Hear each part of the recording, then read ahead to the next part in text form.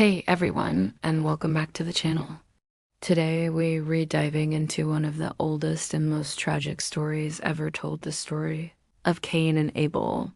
This isn't just a tale from thousands of years ago. It's a profound story about family, jealousy, and the consequences of our choices. It all begins with the very first family on earth, Adam, Eve, and their two sons. Cain, the firstborn, was a farmer, a tiller of the ground. His younger brother, Abel, was a shepherd, tending to the flocks. Both brothers decided to make an offering to God.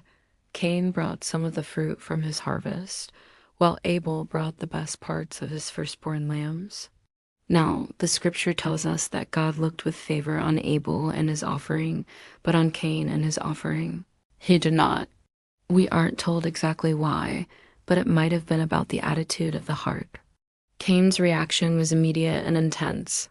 He became incredibly angry, and his face was downcast.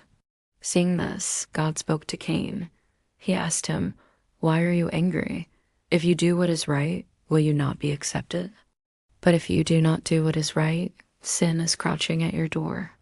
It desires to have you, but you must rule over it." This was a powerful warning and a moment of choice for Cain. God was essentially telling him that he still had a chance to overcome the negativity building inside him. He had the power to choose a better path, but sadly, Cain didn't listen.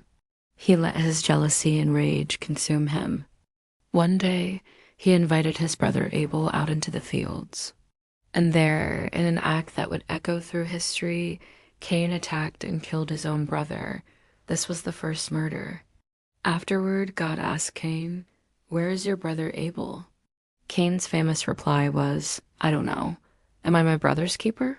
It was a defiant lie, an attempt to hide his terrible deed. But you can't hide from God. He knew what had happened and declared Cain's punishment. The ground, now stained with Abel's blood, would no longer yield its crops for him. He was to be a restless wanderer on the earth. Cain cried out that his punishment was more than he could bear, fearing that whoever found him would kill him. In a final act of complex mercy, God placed a mark on Cain, protecting him from being killed by others as he lived out his days in exile. The story of Cain and Abel serves as a timeless cautionary tale about the destructive power of envy and the importance of taking responsibility for our actions. It's a heavy story, but one filled with lessons we can still learn from today. Thanks for watching, and if you found this story meaningful, please like, share, and subscribe for more. See you next time.